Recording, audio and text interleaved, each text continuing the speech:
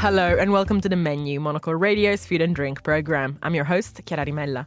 This week we're delving into the world of dairy, that creamiest, most delicious of fruit groups. First up, Monica Lillis looks into the revived popularity of cow's milk. People who can consume plant-based milks may have a higher risk of depression compared to those who drink cow's milk. Also on the programme, we visit France's first cheese museum. In France, we have 4 climates. We have Mediterranean climate, we have oceanic climate, continental climate, and mountain climate. It's so diverse that we could make a big variety of cheese, also wine, or many things in such a small area. Plus, we're in Australia to sample some tasty artisanal butter. All that here on The Menu on Monocle Radio.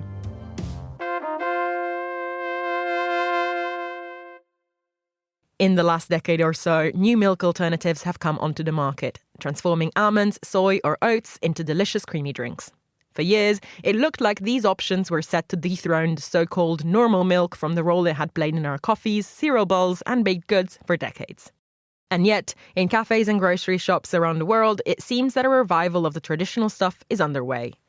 Small, independent producers are adopting ethical approaches to making milk that are answering a lot of the concerns for those who were looking to swap beforehand. Plus, drinking milk is such an ingrained part of our identities and childhood memories that it's hard to let go of a staple with such significance.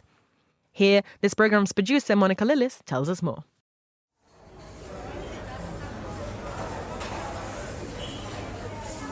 I'm here at the Monocle Cafe, just a stone's throw away from our HQ at Midori House in London, where I come for a cup of morning coffee almost every day.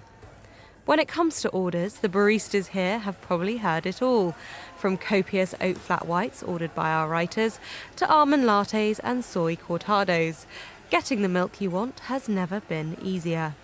But one thing I've recently noticed when heading to the counter for my cappuccino is that more and more customers are leaving alternatives behind and opting for regular milk more often. And recent data seems to back the trend up. In the US, sales for alternative milks dropped by 4.4% last year. This was the first decline in a number of years, according to Chicago-based consumer intelligence company Nielsen IQ. And here in the UK, the plant-based food and drink market is showing a general uptick, but there is a significant plateau in sales from previous years. To add to this, according to reports from British supermarket Waitrose, searches for full-fat milk have skyrocketed by over 400% in February alone. But what is behind this recent consumer shift back towards the white stuff? Earlier, I sat down with Johanna Zetterstrom-Sharp, Associate Professor in Heritage Studies at UCL, and JC Niala, Head of Research, Teaching and Collections at the History of Science Museum, both of whom host a podcast all about milk, Milk on the Move.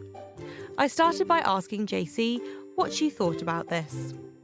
It's precisely the fact that milk is a healthy drink that people are returning to cow's milk. So there's been interesting research that's come out recently talking about the benefits of milk with regards to conditions, for example, like bowel cancer. There's also been concerns when plant milk is manufactured, it goes through a particular type of processing, and increasingly people are concerned about processed foods. So again, that's led to a return to cow milk being seen as more healthy. And then there's also just the question of flavor. At the end of the day, full fat dairy products, they have a richer flavor, a creamier texture. People, like that, the feel in their mouth. There's lots of things, culinary things that you can make, whether it's frothy coffees, creamy desserts, that plant milks just haven't caught up with in that way. So calcium is a big one. There's protein, vitamin B12, potassium, magnesium, all of these incredible nutrients that we need for our health. And most plant-based milks just don't offer the same levels of these nutrients. So that's one aspect of it, that cow's milk just is superior in terms of what it offers. But the other aspect, and this was some interesting research that came out of Southern Medical University, and they found that people who can consume plant-based milks may have a higher risk of depression compared to those who drink cow's milk. Now, this is very early on. We can't say for certain that there's a direct link. But what the study was looking at was that cow's milk and this is why I come back to calcium, it's rich in these essential nutrients. And calcium helps serotonin production, which is really important for mood regulation. So as I said, we have to think that, yes, there's lots of other factors to take into consideration. But one thing is for sure, in terms of the essential nutrients that we need to be healthy, cow's milk naturally has more of those in them. For the last decade or so, plant-based milks have also been labelled as the more sustainable option, which has largely contributed to their huge boost in popularity. But is this really true? JC again. The question of sustainability is a really interesting one. So people were thinking, yes, that, plant milks are more sustainable. But then as we get more and more information, we find out that actually that's quite a challenging statement to make. Almond milk, for example, takes up huge, volumes of pure drinking water to produce. So it turns out that the question of sustainability isn't quite as straightforward as people thought, and that actually cow's milk may not have when you compare it to, say, the amount of water that almond milk uses, it may not be so clear that almond milk is more sustainable than cow's milk. With ever-expanding knowledge about the health factors and sustainability of alternative milks, things can get overwhelming. So it seems apt that we're leaning back towards what we know and what we used to. JC tells me more about our society's connection with milk. So if we go back to the cradle of mankind, as it gets called, which is the East African savannas, countries like Kenya, people have been drinking milk for, over 5,000 years. We have a long, long history of drinking milk, which a lot of people don't realize. So you have pastoralists who are wandering around with their cows, also with their camels and with their goats. And there's a very intimate relationship between people and these animals. And these were animals that could survive on quite marginal or fragile ecologies. So that land, if it couldn't be farmed, the cows could still eat it. And, and especially for pastoralist people who move from place to place, you've got a perfect food that's just walking along with you, that's carried in the cow. And then you're able to access that immediately. And there's been some wonderful sort of archaeological work that's been done, which analyzes the fats inside what would have been pots, the shards or the bits of these pots that have been broken off, and it shows that people have been engaging with animal milk, as I said, for millennia. So it's not just a thing in the West. It's very much something that goes back as long as man has been wandering around with his or her animals. So if we're going to pick up a pint of cow's milk, what's the best way to do it sustainably? Joanna tells me more. I think there is a really interesting shift towards kind of smaller scale, more sustainable models for producing cow's milk. And, that's something that in other parts of the world is kind of common practice, but in Northern Europe, less so. And so there's, for example, cow with calf dairying. So I spent a bit of time over the last few weeks speaking to dairy farmers who practice cow with calf. And what that means essentially is instead of taking the calf away from the cow at kind of, after 2 hours after birth, the calf is kept with the cow for up to kind of 6 months. And it's not just the calf with the cow, but in order to sustain that model, you also have to have a much lower intervention into your farm in general. So I think it's about looking back at the way that we produce the food that we eat and thinking about models that are less interventionist, that are more careful, that are at a smaller scale, and kind of working with that to look forward rather than kind of sort of heavily processed, industrialized ways of producing new foods that somehow solve a particular ethical quandary that we have, but don't kind of look at the whole picture. For Monocle in London, I'm Monica Lillis.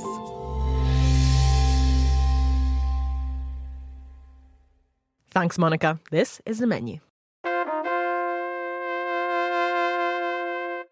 Next, most people's favourite way of consuming dairy is in its matured form, cheese. And few countries have such a pedigree for making countless varieties of flavoursome fromage as France. Served at every single meal, eaten by half the country's population, cheese is very close to the nation's heart and a fundamental part of its agricultural prowess. Pierre Brisson has committed his life to the stuff, and in his determination to not only educate and please audiences, but to preserve the centuries-old tradition of cheesemaking, he's opened Paris's first cheese museum. Emma Nelson headed to the Musée du Fromage on the city's Ile Saint-Louis to find out more.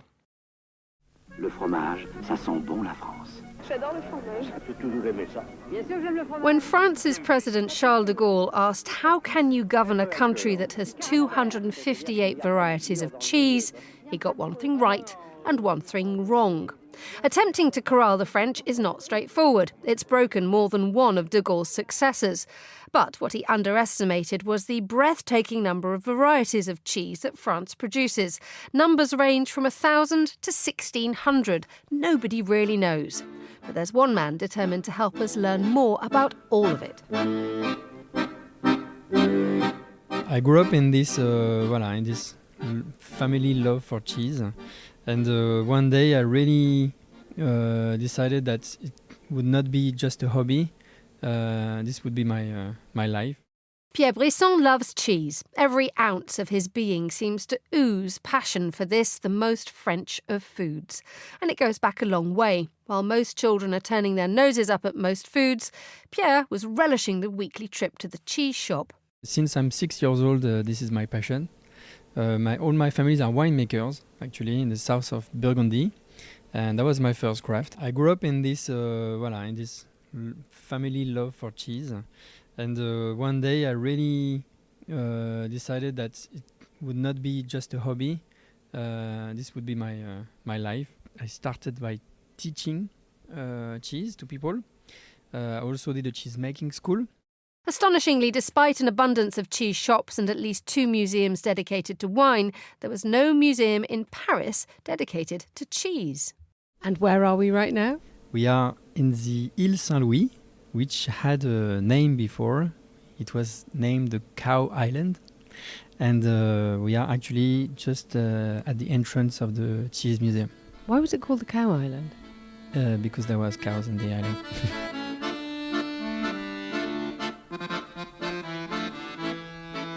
In fact, until the 17th century, what is now one of Paris's most elegant neighbourhoods was pasture belonging to Notre Dame Cathedral.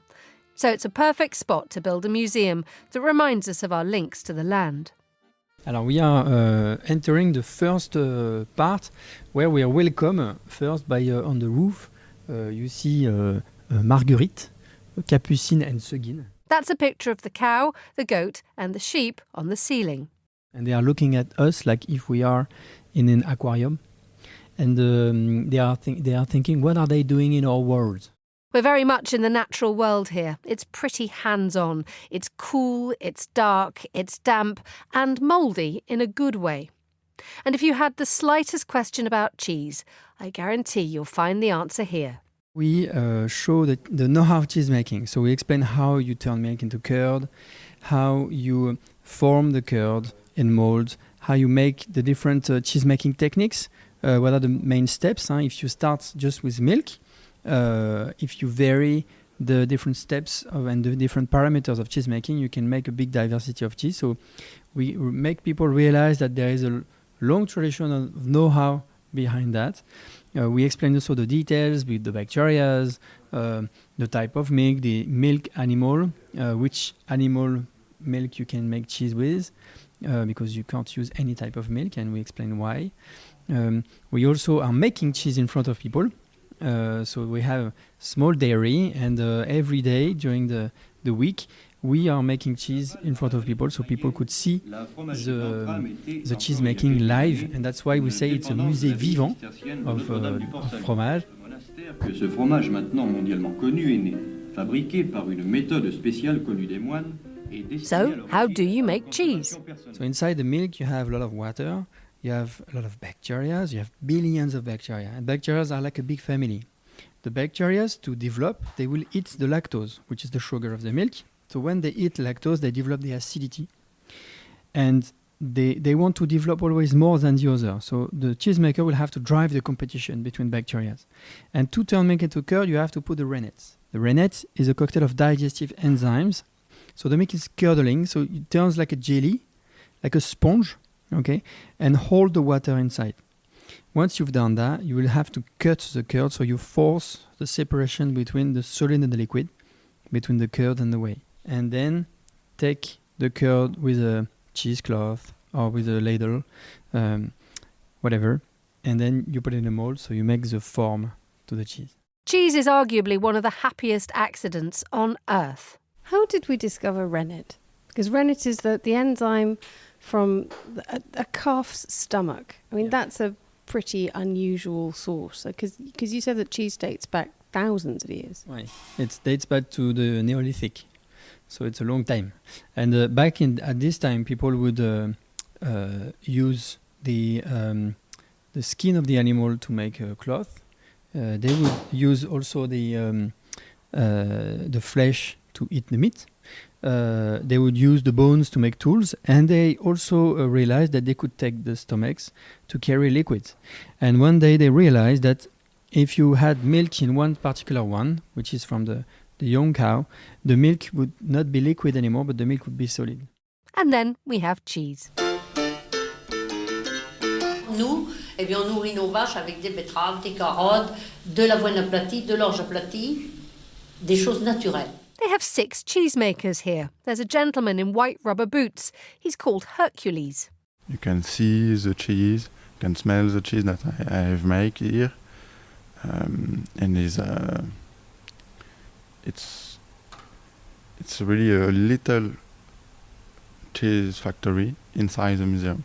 So we're making all kind of cheese, blue cheese, pressed cheese, lactic cheeses, camembert, brie, all kind of cheese. Why did you decide to do this as a job? Well, it's because I love what I can be proud of producing something, like showing my friend, my family what I'm making. And if I can show to my family, of course, but also to all kind of people. Using light-up maps, some cute adverts and snazzy magazine-style quizzes, such as What Cheese Are You?, the museum hopes to educate a population which may eat plenty of the stuff, but may risk taking it for granted. Different parts of France make different kinds of cheeses. Why is that? If you want to make a quick business, if you can sell your cheese quickly, you will leave a lot of water in your cheese. So in flat regions in France, we traditionally make soft and humid cheeses. The brie, the Normandy, so the camembert. But the problem is there was no clients.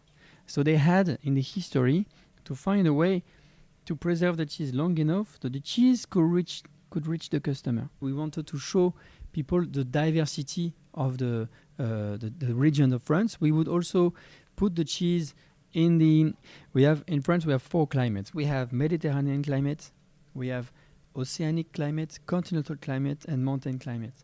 It's so diverse that we could make a big variety of cheese, also wine, many things, in such a small area. So it's a gift of nature, and we are very, very lucky. Do you think that the French appreciate how lucky they might be? Not enough. Actually, I think the place is really meant for that, to make people remember, to make people realize if they don't know. But truly, sometimes we are looking elsewhere what we have already in France.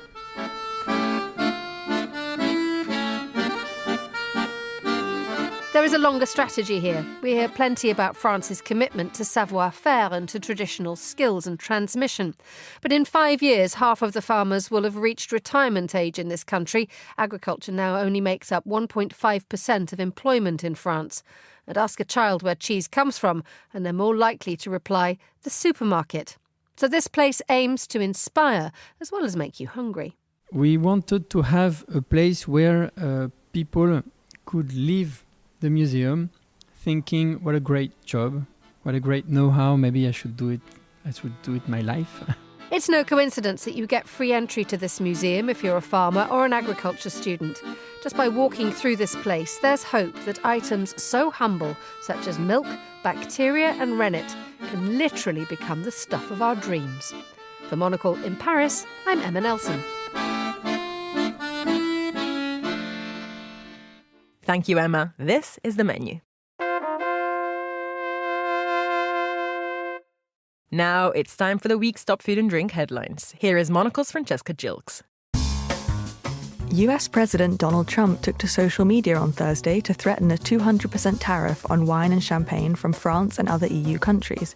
These threats are to be the latest in a series of tariffs imposed by his administration. The president stated these tariffs would be a retaliation for the EU's 50% tariffs on US bourbon whiskey, themselves a retaliation for tariffs imposed by Washington on the EU. Around 2/3 of France's wine is produced by independent winemakers, who are already contending with the impacts of the pandemic, inflation, and climate change on their businesses.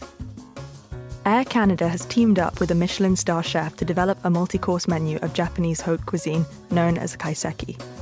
Created by chef Masaki Hashimoto, the menu was launched earlier this month.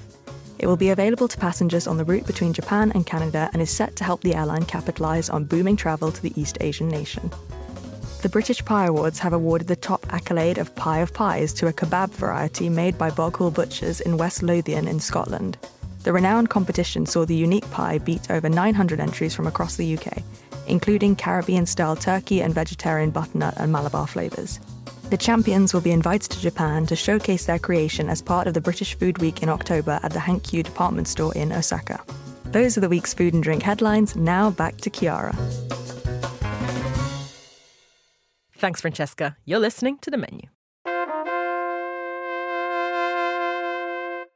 Now, to another country with a solid reputation in making milk and its derived products. Australia has a huge dairy industry, generating around 6 billion Australian dollars each year. Of course, the bulk of that figure comes from mass production, but there are plenty of small artisanal players emerging across the country, including when it comes to butter production. The most recognisable is Pepe Saya, a brand of cultured butter that's been churned in suburban Sydney for the past 16 years. Monocle's Aarti Betigeri sought to find out what makes the company so unique. She brings us this report. It's Saturday morning in Sydney, and it feels like half the city is here at the Carriageworks Farmers Market in the inner city suburb of Redfern. Stalls are selling everything from farm fresh produce to coffee. But I'm here to see one stall in particular, Pepe Saya butter. Churning out 10,000 kilos a week, Pepe Saya is used in top restaurants, sold in high-end grocery stores, and even served on board on Qantas. Now the family-owned business has ambitious growth plans for the US, with one of the most unique strategies I've heard. But more on that in a bit. Yeah, they smoke this butter. Oh, how fantastic. And it's incredible. Australian natives smoke, put the butter in really cold. So that Carriageworks is an opportunity for founders Pierre, or Pepe as his friends know him, and wife and business partner Mel to catch up with contacts and friends who pass by the stall while filling their baskets. One of them is Giovanni Pilu, who runs the beachside Sardinian restaurant Pilu. It's a special place for me as it's where I got engaged. Oh, you're one of many. We have a beautiful spot, so we get lots of proposals and then eventual weddings, and celebrations. Pepe Saya butter has been on our menu for many, many years because I've known Pepe forever. And, I always say that chefs like me are only as good as their products and the produce. So you need to have great produce to make great dishes, plus a skill. But ingredients are very, very important. And Pepe's butter is amazing, second to none. Yeah. What's special about Pepe's butter? I don't know. The butter has got flavour, which a lot of butters don't have flavour. That's something that people forget, that when you taste something, you need to actually be able to taste it, and you go, oh wow, that's amazing. And the notes that the butter gives you, that no other butter gives you, it's notes of a little bit of acidity, a little bit of. It's almost like kind of a back flavour that stimulates your taste buds, which other butters don't do. Restaurateur and creative director of Carriageworks, Mike McInerney, is also a fan. Well, Pepe, my darling Pierre, sold his first pat of butter at this market. So that's a really interesting story. So it shows the importance of this market. But he's developed a really incredible product. He's passionate about the butter. I have a couple of restaurants and I've only ever used his butter with our bread. We make our bread every day. We don't use anyone else's butter because his butter is perfect with it. But he's grown this incredible cultured butter landscape in Australia, which really, it wasn't here before. It was it was mass-produced butter. No one really cared what they were having. But now it's butter is being looked upon as cheese. So it's a really beautiful product. So what's Pepe Saya's secret? The next day I head to the butter's headquarters and factory, tucked away in a southern suburb of Sydney, to find out more. So this is just our meeting room that we have, and a collection of butter keepers from around the world. You'll notice with Australian dairy, it's very yellow. The butter's yellow, Australian and New Zealand, because we have a lot of grass. They're eating grass. As opposed to when you think about European dairy or American dairy, they're inside for all of winter, eating whether it's hay or vegetables or whatever, and they only get out into the grass during summer. So walk me through the process by which you actually make Pepe Saya butter and how it differs from the major players in the market. Okay. The process of making Pepe Saya butter is when the cream comes in fresh, it's got to be fresh cream, comes in, we add a lactobacillus culture, we ferment it and age it, then we batch churn it. So we put it in a small churn and batch churn. But the reason we have to use a batch churn to make cultured butter is the cream is so thick that it won't go through a pipe. You can't push it through a pipe. So you can't pasteurize after. You've got to pasteurize before you add in the culture, not afterwards. Now in traditional butter making, or not traditional, but in mass-produced butter making, they use a continuous churn. And a continuous churn is basically you get your cream and you get it to a certain temperature and you pump it into the butter churn machine that just churns it and continuous. It's a one line. And then it doesn't stop till you've finished your cream. So this is definitely a slower process. So for us in a day, we can make a maximum of 2,000 kilos of butter, where a continuous churn can make that in an hour. But it can't make cultured butter. So your company produces a whole range of dairy products.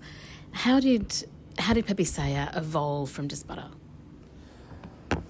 Well, if you have a look at our products that we actually make, from a dairy product point of view, the cream that comes in, we turn into creme fraiche. That's the first step. So culture the cream, turn it into creme fraiche. We sell the creme fraiche. Then we churn the creme fraiche and we end up with buttermilk and butter. We sell the buttermilk. Then the butter, we sell it in different formats. And then we also turn that butter into ghee. So it's all a single line. It's one linear line of products. Pepe Saya is now making moves into the biggest market of all, America. After an initial foray, they realised that doing it properly meant setting up a factory with local partners. And that's where the story gets interesting. We had a lot of people come and approach us about it, wanting to do something. And one of the most unlikely contenders was a group of Amish farmers out of Lancaster in Pennsylvania. And we were like, wow, that's interesting. So at the start, I didn't take it too seriously, which I thought, look, yeah, that seems a bit too much hard work. I mean, for me, it was obvious that, oh, God, I've watched The Witness. These guys, these guys seem like too much hard work and closed society and religious and all this sort of thing. And then Melissa kept saying to me, no, you're going to love this guy, Brother Daniel. He's amazing. He's got 5,000, they've got 5,000 cows between them. They've got a lot of milk and cream, and they're happy to set up with you and do whatever you want. They'll make it by hand. So I thought, okay, let's do it. And I called him, and I ended up being on the phone with him for like 4 hours. And we ended up coming to an agreement there and then that, yeah, he was like, we want to make your butter. We want you to come and teach us how to make the butter, and we'll make it however you want to make it. Since then, the partnership has flourished. Pepe Saya has a factory churning its cultured butter recipe on Amish land in Pennsylvania. And this month, their first products are landing in Whole Foods. Well, working with the Amish is fantastic. It's easy compared to, say, even though they're in America, you can't see them as Western. They're sort of like, they don't use electricity. They don't use, they don't have cars.